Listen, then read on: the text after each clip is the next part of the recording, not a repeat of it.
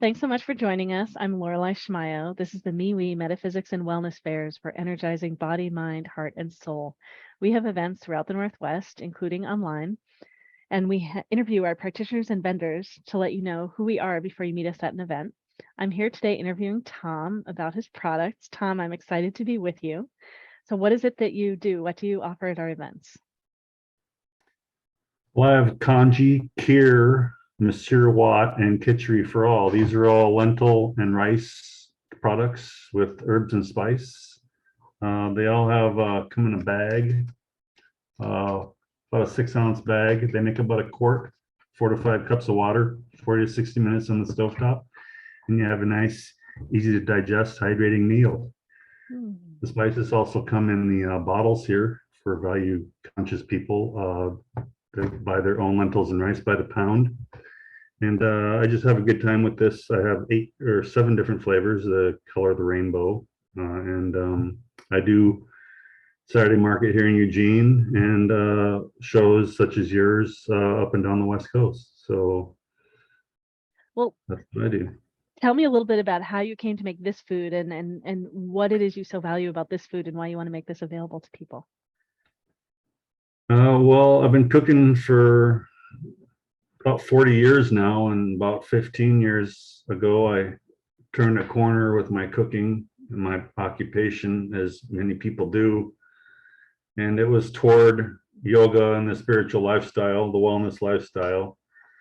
And about 12 years ago, I took my yoga teacher training on weekends up in Portland. And I got involved with Ayurveda through that direction, and that's what interested me.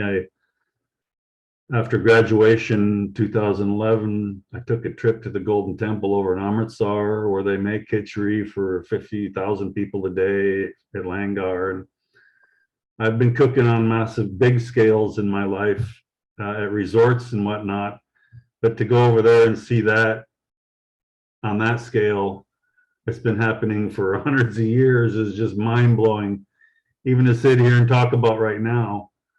So the combination of my past history with food and that visit in particular opened my eyes to a whole nother realm, and the two just combined and coalesced into taking 300-gallon recipes and turning it into a quart bag to put on the shelf here in America.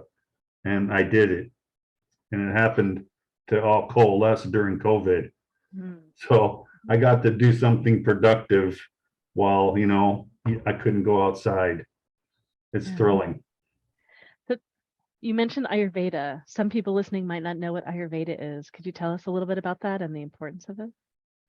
It's a 3,000-year-old Indian technology. It's medicine through herbs and spices and food, basically. It's just a cleansing, hydrating way to give your digestive system a break.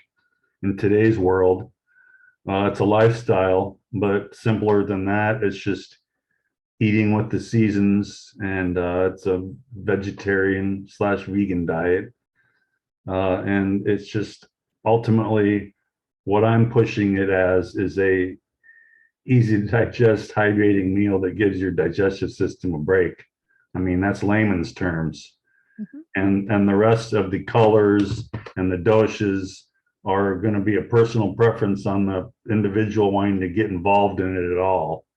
Otherwise, it's flavors from around the globe that I offer, 7 different ways. Yeah, there's spirituality and health incorporated in what we're always eating, not just that we're eating healthy food, but that we're also eating herbs and spices that make us even healthier. Is that? Yeah, it's the herbs and spices are that's actually the medicine. Everything has a vibration. I mean, the paint on the walls, the turmeric, the cumin, the black pepper, the rice, the lentils, they all contribute to the particular recipe,